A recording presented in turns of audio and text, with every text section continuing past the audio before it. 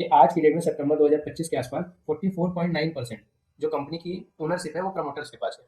ये लोग उधार में मटेरियल बेचते हैं कई बार।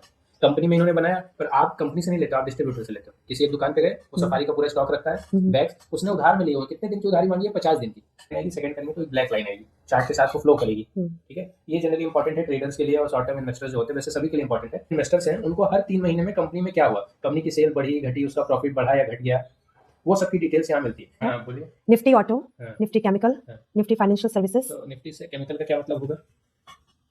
जो केमिकल फर्टिलाइजर्स। तो चार्ट ओपन हो जाएगा, उसमें डिफरेंट टाइम फ्रेम दिया होगा। हमने ट्रेडिंग में देखा था ना, 1 मंथ 2 मंथ 1 ईयर 2 ईयर, तो वैसे इसको सेलेक्ट करके देख सकते हो। इसमें 1 month 6 month 3 year 5 year 10 year, तो आप 10 ईयर में सेलेक्ट करिए।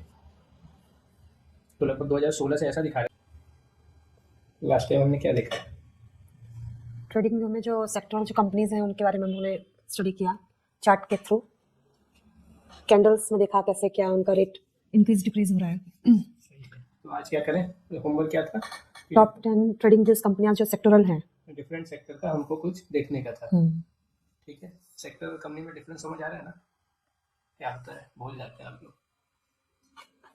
तो सेक्टर हम देख रहे थे क्योंकि हमने क्या क्या कर लिया, हमने एसआईपी करनी थी 20,000 की, 5,000 ईच। तो हमारे पास एक निफ्टी का है लार्ज कैप, तो उसमें 100 कंपनीज आ गई, उसमें एसआईपी जाएगी। फिर मिड कैप का हो गया और एक फ्लेक्सी कैप ले लिया, स्मॉल कैप समझिए। एक हम देख रहे थे सेक्टोरल के लिए, तो कौन सा सेक्टर अभी ट्रेंडिंग में है या अप ट्रेंड में है, उसमें हमको एसआईपी करनी है या लमसम करना है। मेनली तो लमसम के लिए देखेंगे कि जो अभी डाउनफॉल में है और अगर सेक्टोरल रोटेशन होके वो ऊपर की तरफ जाने की कोशिश कर रहा है, तो हम उस पर अगर एंटर करेंगे तो पैसे बन जाएंगे। जैसे गोल्ड में अगर 2023-24 में आपने खरीदा होता तो ज्यादा पैसे बनते ना, क्योंकि 25 में तो अच्छा उसका बुल रन चल रहा है। सिल्वर का भी यही है। तो आज अगर हम खरीदेंगे तो डाउट है कि कितना पैसा बनेगा, लेकिन अब हम अगर बैकएंड में जाके देखें, पीछे जाके देखें, तो सभी लोग कह सकते हैं कि आप अगर 1.5 साल 1 साल पहले आपने गोल्ड में इन्वेस्ट किया होगा तो आप अच्छे इन्वेस्टर कहलाते हैं ना। वैसा इसमें होता है, गोल्ड में जो बुल रन है ये सदियों में 20 साल 30 साल 50 साल ऐसे कई बार डिकेट्स में आता है, कोई ऐसा उसको प्रेडिक्ट नहीं कर पाता। इसलिए हम लोग क्या करते हैं कि जो जनरल कंजम्पशन के लिए, शादी या पहनने के लिए, उस हिसाब से इंडियंस खरीदते रहते हैं। तो गोल्ड का हमारा ज्यादा टेंशन नहीं रहता है। लेकिन इस सेक्टर को हमको पकड़ना पड़ेगा, अलग अलग सेक्टर। तो कौन कौन से सेक्टर याद है अगर आप बोल सके तो? Nifty, Nifty auto, Nifty chemical, मैंने सर्च किया है। Nifty auto, Nifty chemical, Nifty financial services. तो निफ्टी से केमिकल का क्या मतलब होगा? जो केमिकल फर्टिलाइजर से जो ये सब होंगे इसमें। और ऑटो का क्या मतलब होगा? ऑटोमोबाइल्स। ऑटोमोबाइल्स क्या है मतलब? उसके जो पार्ट्स वगैरह हैं या फिर क्या है, हम लोग को जो लोग देखेंगे ना, ऐसा नहीं है कि हमने ऑटोमोबाइल बोल दिया तो उनको समझ आएगा, तो उनके लिए भी हम थोड़ा सा और सिंप्लीफाई कर देते हैं। निफ्टी ऑटो, ऑटोमोबाइल्स का ही होगा। तो ऑटोमोबाइल्स का क्या मतलब? जो व्हीकल्स जो होते हैं, और उससे रिलेटेड जो पार्ट्स जो बनते हैं। और क्या लिखा है आपने? Nifty oil and gas. Oil and gas हो गया, तो ये पेट्रोलियम और ये सीएनजी वगैरह जो है। और निफ्टी 500 हेल्थ केयर। इसमें जो 500 जो आया है इसमें ऐसा है कि जनरली ये जो निफ्टी बनाता है बेंचमार्क ना, ये generally national stock exchange NSE है। हमने उस दिन बात करी थी 11th पार्ट में कि नेशनल स्टॉक एक्सचेंज जो है, एक एक्सचेंज है, उसने ये निफ्टी सारे बनाए हुए हैं। तो अगर निफ्टी ऑटो बोलेगा तो वो टॉप 500 में जो कंपनियां होंगी उनमें से 10-15 कंपनियों का ये मिला के कैसा परफॉर्म कर रहे हैं उसका इंडेक्स है। तो निफ्टी 500 हेल्थ उसने ऐसा लिख दिया कि 1 से 500 रैंक तक की जो कंपनियां होंगी उन्हीं में से अच्छी 10-12-20 कंपनियां लेके, जिनका मार्केट कैप ज्यादा हो, लिक्विडिटी ज्यादा हो, जिसमें फ्रॉड के चांसेस ना हो, उनका एक इंडेक्स बनाएंगे, मतलब मिला के बनाएंगे। जैसे आपके पास 1 रुपया है, आपके पास 1, मेरे पास, तो हम तीनों को मिला के 3 हो गया। और आपकी इंडिविजुअल अपनी अलग है। तो वैसे हेल्थ में जैसे अपोलो है और अलग अलग डिफरेंट कंपनियां हैं, एससीजी है, वो सबको मिला के, जैसे डॉक्टर लाल पैथ लैब करके यहाँ पे ब्लड सैंपल वगैरह देते हैं, तो वो सारे मिला के एक इंडेक्स बनाएंगे और फिर देखेंगे कि वो ऊपर जा रहे हैं कि नीचे जा रहे हैं। और क्या समझ आया? तो हमने क्या करना है, सिंपल सेक्टर डिफरेंट ओपन करके ये चार्ट देखने वाले थे, पर अभी वो आप लोगों ने होमवर्क किया नहीं है, तो आगे बढ़ना थोड़ा मुश्किल है। तो हम क्या करते हैं, एक आज नया ओपन कर सकते हैं, स्क्रीनर ओपन करिए आप, screener.in करके आएगा। तो आपने खोल लिया स्क्रीनर। अब राइट साइड में ना 2 ऑप्शन टॉप पे दिख रहा होगा आपको। क्या क्या दिख रहा है स्क्रीन पे? मुझे होम दिख रहा है लेफ्ट साइड में, स्क्रीन दिख रहा है, टूल्स दिख रहे हैं, आपको दिख रहे हैं? हाँ। और सेंटर में बड़ा सा लिखा है screener, stock analysis and screening tool for investors in India. ठीक है, राइट में लॉगिन और गेट फ्री अकाउंट। तो लॉगिन तब होगा जब आपने पहले इसमें अकाउंट बनाया होगा, ऐसा ही होता है ना। और गेट फ्री अकाउंट में क्लिक करेंगे तो क्या होगा, रजिस्टर करने का ऑप्शन आएगा। करिए गेट फ्री अकाउंट में किया, तो नीचे आया होगा रजिस्टर यूजिंग गूगल और क्रिएट अकाउंट। तो रजिस्टर यूजिंग गूगल कर सकते हैं, रजिस्टर यूजिंग करेंगे तो एक कोई भी आईडी सेलेक्ट करके एंटर कर सकते हैं। ठीक है, ओपन हो गया, ऊपर आपकी आईडी दिख रही है। राइट हाँ साइड में, निशा, टॉप राइट में आपका हाँ लिखा हो। दिख रहा होगा ना। ठीक, चलिए अब ये इस पे क्या लिखा हुआ था, ये क्या है, स्क्रीनर। डिफरेंट इन्वेस्टर्स जो इंडिया में है उनके लिए एक स्क्रीनिंग टूल है। स्क्रीनिंग टूल क्या होता है? स्क्रीन करने स्क्रीन, का मतलब है हाँ सिंपल, कि जो स्क्रीन पे भी दिख कंपनी रहा है है। उसका क्या परफॉर्मेंस है उसको स्क्रीन करने के लिए ये पूरा कैसे बना, क्यों बना, वो हम कभी और बात करेंगे। सिंपल जो आप क्या करेंगे ना, आज एक्सरसाइज सेक्टर का हम कर लेते हैं। 14th पार्ट में हम सेक्टर का कंपैरिजन देखेंगे कि आज की डेट में कौन सा ऊपर है कौन सा नीचे है। इसमें हम क्या करते हैं, स्क्रीनिंग में आके देखिए, जहाँ पे आपका ईमेल आईडी का एड्रेस है वहाँ पे लिखा है सर्च फॉर अ कंपनी, दिख रहा है। तो सर्च फॉर अ कंपनी में कोई भी आप कंपनी जो आपको याद है इंडिया में, वीआईपी का बैग देखा है आपने, सफारी का बैग, हम लोग लगेज बैग ट्रेवल करते हैं, तो उनमें से किसी एक का नाम डालिए, कोई बात। सफारी या वीआईपी, सफारी ऐसे ऐसे आ रही करके आएगा, सफारी इंडस्ट्री ऐसे ऐसे आ रही आ गया। सफारी इंडस्ट्री तो उसको इंडिया सेलेक्ट लिमिटेड। करिए, वो आपका फिंगर जाएगा वहाँ पे, ले जाके कर्सर सेलेक्ट करिए। तो क्या क्या दिख रहा है आपको? सफारी इंडस्ट्री इसका कंपनी का नाम है, और मार्केट मार्केट कैप। नहीं, पहले ऊपर पढ़ते, जहाँ स्क्रीनर लिखा है ना उसके नीचे देखिए छोटे छोटे टैब्स हैं डिफरेंट, जैसे हम एक्सेल खोलते हैं या वर्ड हाँ, खोलते हैं तो आता है ना safari industry, chart analysis, analysis, pairs, quarters, quarters, profit profit and loss, loss, balance sheet, cash flow, ratio, investors, document, document. तो नोटबुक। इससे क्या मतलब समझ आता है, सफारी इंडस्ट्रीज पहले उसका ओवरव्यू रहेगा, कंपनी क्या करती है, उसका मार्केट कैप कितना है, उसका एक शेयर प्राइस का रेट क्या चल रहा है। दूसरा चार्ट, उसका चार्ट है तो सेलेक्ट करिए चार्ट को, तो चार्ट ओपन हो जाएगा, उसमें डिफरेंट टाइम फ्रेम दिया होगा, हमने ट्रेडिंग में देखा था ना, 1 मंथ, 2 मंथ, 1 ईयर, 2 ईयर, तो वैसे इसको सेलेक्ट करके देख सकते हो। तो इसमें 1 month, 6 month, 1 3 year. Year, 5 year, 10 year, तो आप 10 ईयर में सेलेक्ट करिए। तो लगभग 2016 से ऐसा दिखा रहा है कि 2016 में, अब आपका ये जो कर्सर है ना उसको 2016 जनवरी के आसपास लेके जाइए, तो ऊपर रेट वेट चेंज होता दिखेगा, एक बॉक्स बन के आ जाता है, दिख रहा है। तो जब हम डिफरेंट टाइम फ्रेम लगाएंगे ना और फिर चार्ट के ऊपर अपना ये कर्सर मूव करेंगे, तो डेट चेंज होती है, प्राइस चेंज होता है, और वॉल्यूम लिख के आता है, वो बॉक्स जो चेंज हो रहा है ना। दो चीजें और होती है, आप देखेंगे नीचे चार्ट के नीचे जहाँ डेट्स हैं वहाँ पे लिखा है प्राइस ऑन एनएसई, फिर 50 डीएमए, 200 डीएमए एंड वॉल्यूम। तो आपको याद होगा ट्रेडिंग व्यू में हमने वॉल्यूम का सीखा था, शेयर प्राइस हमारे राइट साइड इधर पे आती थी जब हम कर्सर मूव करते थे, और ये 50 डीएमए और 200 डीएमए दो और चीज होती है, इसको आप सेलेक्ट कर लीजिए। जैसे ही आप सेलेक्ट करेंगे तो 2 डिफरेंट लाइन आएगी, पहले करेंगे तो एक ऑरेंज लाइन आएगी, सेकंड करेंगे तो एक ब्लैक लाइन आएगी, चार्ट के साथ वो फ्लो करेगी। ठीक है, ये जनरली इंपॉर्टेंट है ट्रेडर्स के लिए और शॉर्ट टर्म इन्वेस्टर्स जो होते हैं, वैसे सभी के लिए इंपॉर्टेंट है।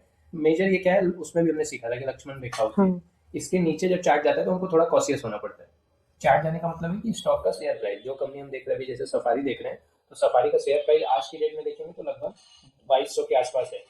ऊपर स्क्रॉल करके भी आके देख सकते हैं, 2233 है, जहाँ पे बड़ा बड़ा सफारी इंडस्ट्रीज लिखा था, उसी पे उसका पूरा ओवरव्यू है। तो वो भी साइड में एक बार होता है राइट साइड में, यहाँ पे आप देखेंगे, तो उसको स्क्रॉल करके ऊपर नीचे कर सकते हैं। तो या तो चार्ट में ही मूव करके अपने कर्सर को मूव करेंगे, टॉप राइट कॉर्नर पे जाएंगे तो 26 दिसंबर 2025 को डेट आएगा 2232 रुपये। अरे मूव करिए चार्ट के ऊपर तो आ जाएगा आखिरी में, है ना। तो डीएमए 50 और 200 डीएमए जो लिखा हुआ है उसके नीचे ये जाता हुआ दिख रहा है, तो लोग कॉशियस होते हैं कि अभी एंट्री लेनी है कि नहीं लेनी है, थोड़ा खतरा मंडाने लगता है, मतलब मार्केट सेंटीमेंट क्या बोलते हैं। बाकी जो आपके फेलो इन्वेस्टर्स हैं ये थोड़ा बहुत जीरो समझिए में, इसमें क्या होता है, एक हारता है तो दूसरा जीतता है। मतलब आप जब शेयर खरीदेंगे तो किसी ने बेचा होगा ना, अब अगर आपने जिस शेयर प्राइस में खरीदा उससे बढ़ गया तो आपका फायदा हो गया, फिर आपने बेचा है तो आपकी जीत हुई। पर किसी ने आपसे खरीदा और उसके बाद गिर गया तो उसका लॉस हो। वो उसने खरीदा, उसने आगे बेचा, बढ़ा के बेचा, तो उसकी भी जीत हुई। लेकिन जब भी हम ऐसा करते हैं, जो लोग बोलते हैं कि यार मुझे लॉस में बेचना पड़ा, तो उनका हार हुआ। ऐसा नहीं कि मैंने आपको बेचा, आपने खरीदा तो मेरा लॉस ही होगा, जरूरी नहीं है। हो सकता है मैंने 100 रुपए में खरीदा है और 2000 में आपको दिया, आपने 2000 में खरीदा और 1 साल के बाद आपने 4000 में बेचा, तो हम तो दोनों का फायदा हुआ। लेकिन ये सर्कल ऐसा है कि किसी न किसी का नुकसान कराना होता है मार्केट में। तो जीरो सम गेम थोड़ा बोलते हैं, कोई कमाएगा कोई खोएगा, ऐसा। तो कोशिश हमें ये करना है कि हम कमाएं, खोए नहीं, है ना। तो ये एक चार्ट है। उसके बाद ऊपर ही आइए, थर्ड में देखिए एनालिसिस करके होगा, जहाँ पे स्क्रीन सफारी था, चार्ट था, एनालिसिस। तो एनालिसिस में क्या है, प्रोस और प्रोस एंड कॉन्स। कॉन्स। ये स्क्रीनर की तरफ से जो इनकी टीम है ना, वो क्या फायदा इस कंपनी में दिख रहा है और क्या बुराइयां दिख रही हैं, वो थोड़ा सा लिख देते हैं। हमको बहुत इस पर ध्यान नहीं देना है, क्योंकि इतना देखने से काम नहीं चलेगा। किसी कंपनी को डिटेल में समझना है तो काफी ज्यादा देखना पड़ता है। फिर क्या है उसके बाद का ऑप्शन, पीयर्स। पीयर्स क्या होते हैं, जैसे हम कुलिक बोलते हैं, तो इनके साथ ही जो कंपनियां हैं, हालांकि कॉम्पिटिटर कंपनियां होती हैं, पर इस सेक्टर में, जो इस सेम सेक्टर में, जैसे ऑटो सेक्टर है, तो मारुति, हुंडई, किया, स्कोडा एक दूसरे की पीयर कंपनियां कहलाएंगी। सिंपल है। तो डिफरेंट आप देखेंगे, सफारी, वीआईपी, नीलकमल, जिसकी चेयर वगैरह आती है, आपने देखा होगा, इससे नेवियम है, फिर इटेल्सिया है, एव्रो है, ऐसे करके डिफरेंट उनका आता रहता है। उनके बारे में डिफरेंट चीजें लिखी है, एक एक करके ये सीखेंगे। फिर उसके बाद क्वार्टर से, क्वार्टर क्या है, 3 महीने। ये क्वार्टर का मतलब यहाँ पे 3 मंथ है। तो हर मतलब ये स्क्रीनर एक ऐसी वेबसाइट बनाई है कुछ लोगों ने मिलके कि हम जो इन्वेस्टर्स हैं उनको हर 3 महीने में कंपनी में क्या हुआ, कंपनी की सेल बढ़ी घटी, उसका प्रॉफिट बढ़ा या घट गया, वो सबकी डिटेल्स यहाँ मिलती है। कंपनी जितने का सौदा करती है, मान लीजिए 100 करोड़ रुपए का उन्होंने प्रोडक्ट बैग सेल किए, तो उसमें से कितना उनका ऑपरेटिंग प्रॉफिट है, ओपीएम परसेंट, यही बीटा मार्जिन बोलते हैं। मतलब मटेरियल बनाने के लिए उनको बैग का कपड़ा लगा होगा, रिंग चेन लगी होगी, ये सब लगा, या मैन्युफैक्चरिंग मशीन्स लगी, दुकान का किराया दिया, फैक्ट्री का किराया दिया, ये सब काटने के बाद फिर उसमें जो बचेगा उसमें इंटरेस्ट लगेगा। मान लीजिए उन्होंने कुछ बैंक से लोन उठाया होगा ये काम चालू करने के लिए, तो उन पर उनको ब्याज देना पड़ेगा।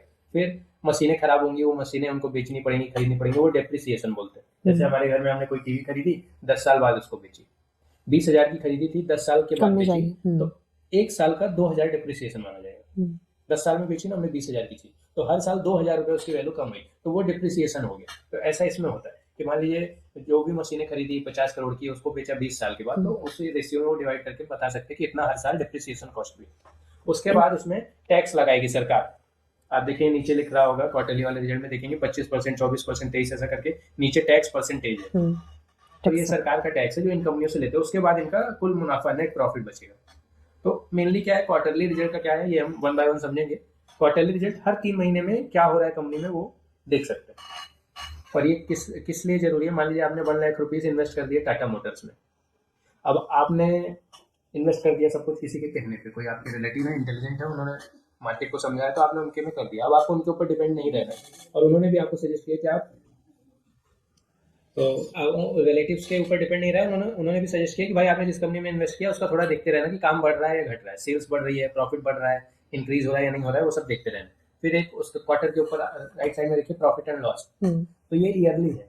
आप देखिए यहाँ पे नीचे प्रॉफिट एंड लॉस लिखा है, वहाँ पे मार्च 2014, 15, 16, 17, तो ये हर एक साल का डेटा है। हर एक साल इस कंपनी ने कैसे किया, मतलब सपोज कोरोना वाले ईयर में देखिए 2020 में देखिए मार्च में, उसके बाद जब 21 आया तो इनकी सेल कम हो गई 328, क्योंकि कोरोना में लोग ट्रेवल नहीं कर रहे थे, बैग्स क्यों ही खरीदेंगे, ठीक है। फिर उसके बाद 705 वापस बढ़ना चालू हुआ, फिर 500 1212 करोड़ है। देखिए यहाँ पे, यहाँ प्रॉफिट एंड लॉस लिखा है ना ब्लैक कलर में, वहाँ लिखा है consolidated figure in rupees crore, दिख रहा है, हाँ, ठीक है, consolidated figures in rupees crore, ठीक है। उसके बाद में व्यू स्टैंड अलोन, वो हम नहीं करेंगे। आपके में व्यू कंसोलिडेटेड तो नहीं दिख रहा, व्यू स्टैंड अलोन दिख रहा है।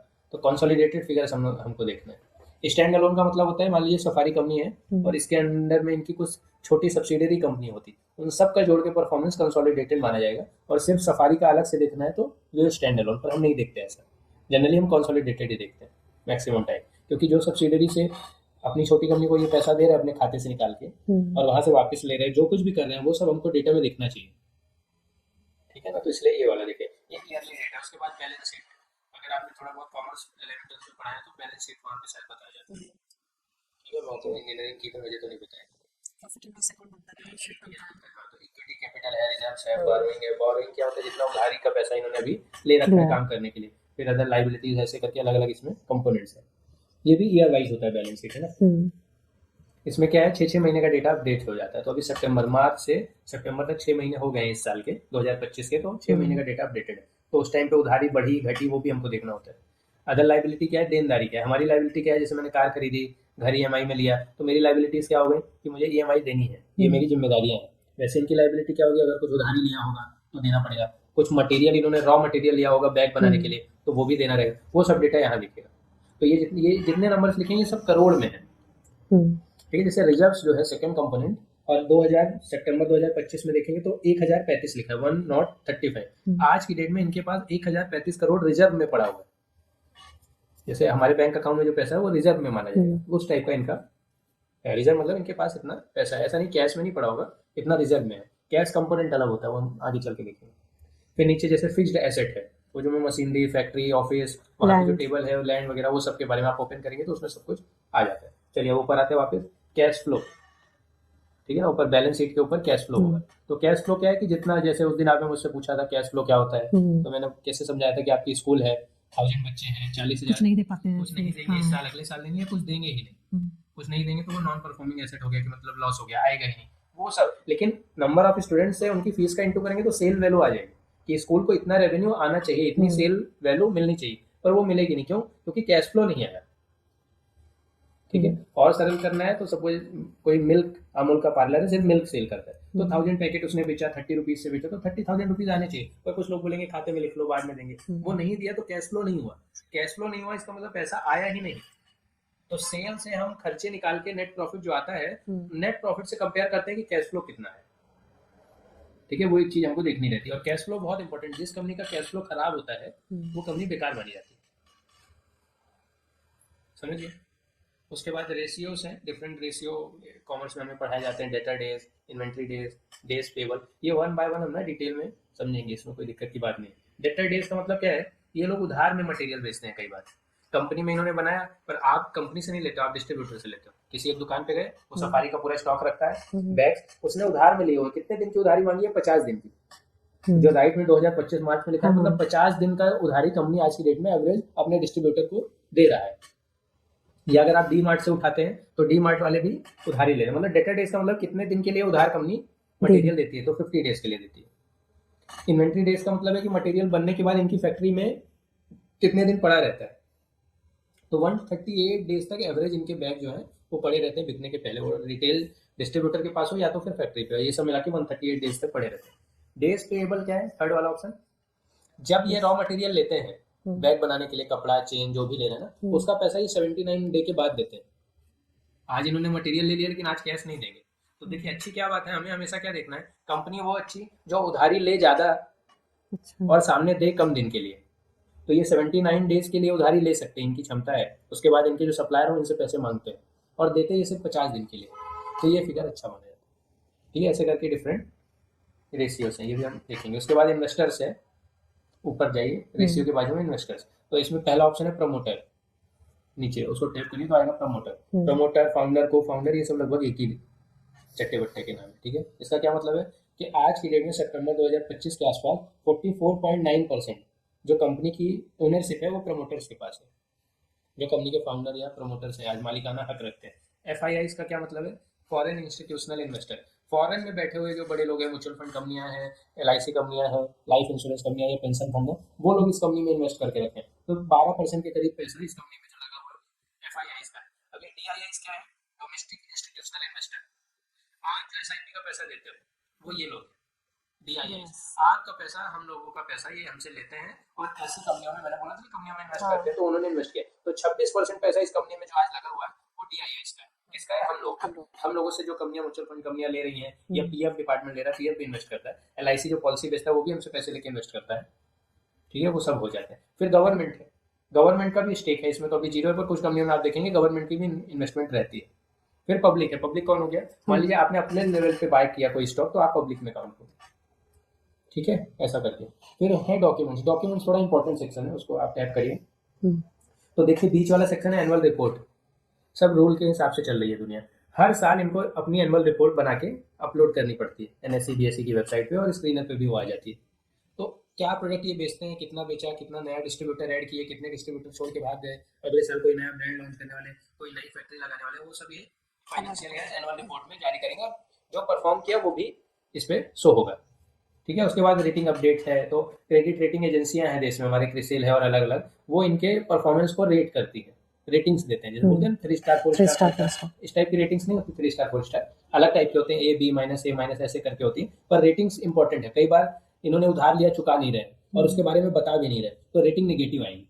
तो इसका मतलब है कि इनके पास पैसा नहीं आ रहा है, इनका बिजनेस खराब हो गया, कुछ तो प्रॉब्लम चल रही है। तो रेटिंग बहुत इंपॉर्टेंट है हमारे इसमें, और ये डॉक्यूमेंट्स ओपन करके हमको देखने पड़ते हैं। फिर जो भी अनाउंसमेंट होती है, देखिए अनाउंसमेंट का एक सेक्शन है ना लेफ्ट साइड में, एनुअल रिपोर्ट्स के लेफ्ट साइड में। अनाउंसमेंट क्या है? जैसे मान लीजिए आज सफारी को 100 करोड़ का ऑर्डर मिल गया, ठीक है, बना के देने का है, किसी स्कूल का आ गया, कंपनी का आ गया, कुछ भी है। दिवाली में कई कंपनियां बैग देती हैं, बोतल देती है, मिठाई देती है, तो वो बड़ा ऑर्डर है ना। तो अगर किसी कंपनी ने डिसाइड किया कि हम सारे एम्प्लॉय को अपने लगेज बैग देंगे, महिंद्रा जैसे हॉलीडेज करके जो कंपनी है घूमने का कारण, जिसका वो तो दे सकती है ना अपने एम्प्लॉइयों को। तो एक बड़ा ऑर्डर आ गया, तो मान लीजिए 30 करोड़ 50 करोड़ का बड़ा ऑर्डर है, तो उसका अनाउंसमेंट यहाँ पे हमको दिखेगा। तो ये जो ब्लू कलर के लिंक्स है ना, इसको ओपन करेंगे तो वो ऑर्डर्स वगैरह हमको दिखते हैं। ये अनाउंसमेंट का क्या मतलब? इस कंपनी में जो भी इवेंट हो रहा होगा रोल वाइज इनको अपडेट करते रहे, ताकि आपने अपना पैसा लगाया तो आपको पता चलता रहे कि ये कंपनी आगे बढ़ रही है कि पीछे आ रही है।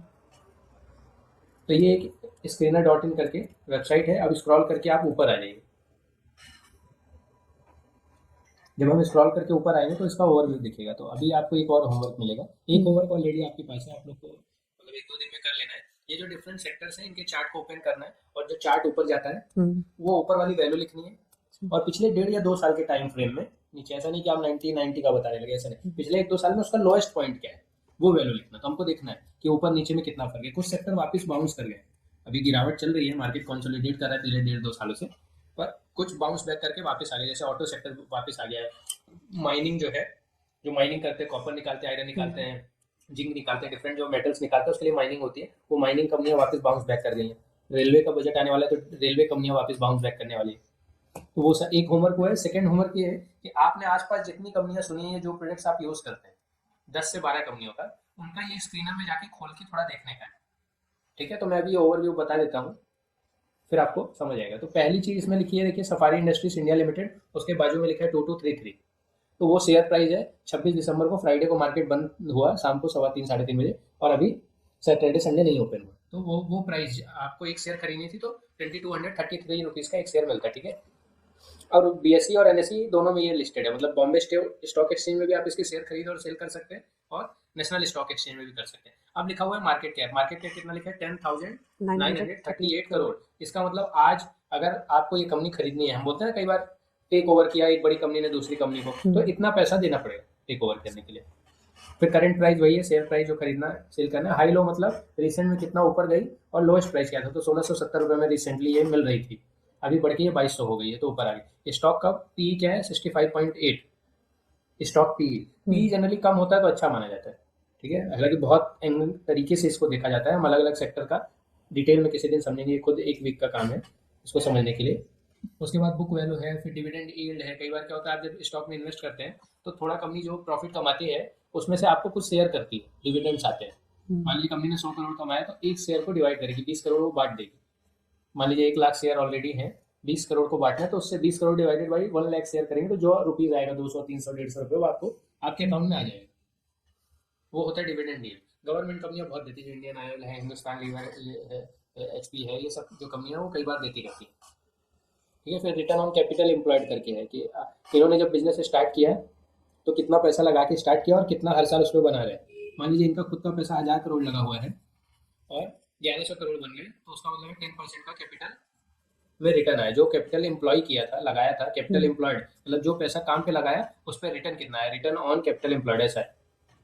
ठीक है, और ROE रिटर्न ऑन इक्विटी, कितना पैसा, कई बार क्या होता है जब एक फाउंडर है वो खुद का पैसा लगाता है कुछ, और कुछ बैंक से और हम लोगों से लेके लगाता है, तो जो हम लोगों से और बैंक से लेके लगाया वो रिटर्न ऑन इक्विटी में अकाउंट होता है, ROE बोलते हैं। हम समझेंगे वन बाय वन, जस्ट थोड़ा सा देखने के लिए। फिर एक फेस वैल्यू करके चीज़ है, वो 2 रुपीज़ में एक शेयर फेस वैल्यू, एक शेयर में 2 रुपये इन्होंने फेस वैल्यू बनाया हुआ है, देखने का वैल्यू, ऐसा उसको समझिए।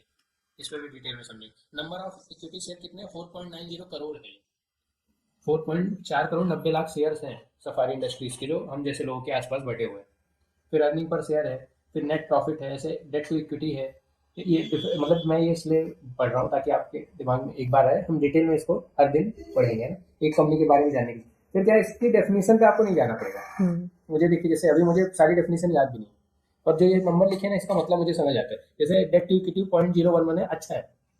जो पैसा इन्होंने उधार में लिया और उसके अगेंस्ट में इनके पास जितना आज है पैसा इक्विटी के फॉर्म में, उसका रेशियो 0.11 है, वो अच्छा माना जाता है, 1 से कम है अच्छा है। पेग रेशियो जैसे PEG रेशियो करके है नीचे वाली लाइन में, PEG रेशियो 0.99, जनरली हम लोग वो 1 से कम ढूंढते हैं। नीचे वाला जो है ना, सेल्स ग्रोथ से प्रॉफिट वेरिएंस नीचे लिखा हुआ, उसमें पेग रेशियो होगा। पर आपको क्या है, ये सारे ऐसे फंडामेंटल नंबर्स पे ज्यादा नहीं जाना है, जो भी लिखा है मार्केट कैप, स्टॉक की वगैरह। आपको जो अबाउट लिखा हुआ है ना, राइट साइड में अबाउट में लिखा हुआ देखिए, और की पॉइंट्स लिखा होगा, उसके नीचे रीड मोर लिखा होगा। आप जो भी 8-10 कंपनियों के नाम लिखेंगे उसमें इसके बारे में पढ़ना है, ओवरव्यू आ जाएगा इसका। तो अबाउट में देखिए इसमें क्या लिखा हुआ है, पढ़िए क्या लिखा है, safari industries is in the business of manufacturing and trading of luggage and luggage accessories. There are 2 broad categories of luggage, that is hard luggage or soft luggage.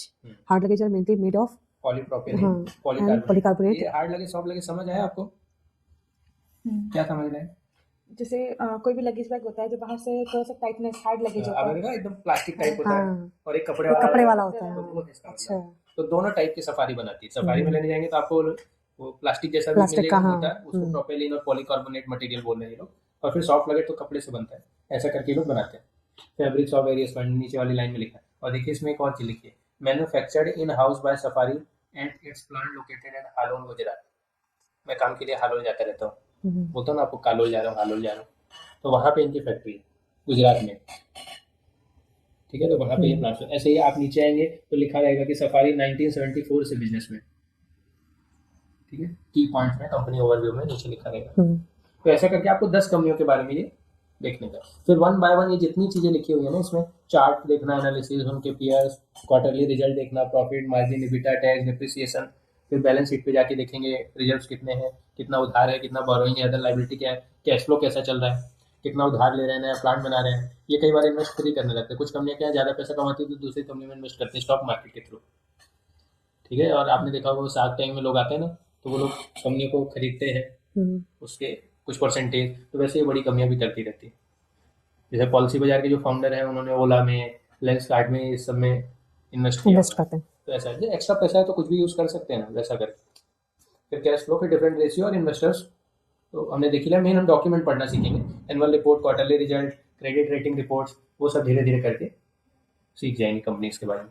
ठीक है, तो 2 होमवर्क है, क्या हो गया, 10 कंपनियां और जो भी 8-10 सेक्टर हैं उनका चार्ट देख के आप एक 3 कॉलम एक एक्सेल बनाइए, जिसपे नाम लिखिए, फार्मा सेक्टर, फिर auto sector, chemical sector, banking, financial services, wealth sector, और उसके सामने हाई वैल्यू, लो वैल्यू, ऐसा करके लिखिए, हाई एंड लो। तो पिछले 2-2.5 सालों में उसका टॉप और उसका जो बॉटम बना है वो फिगर लिखिए। ठीक है, चलिए।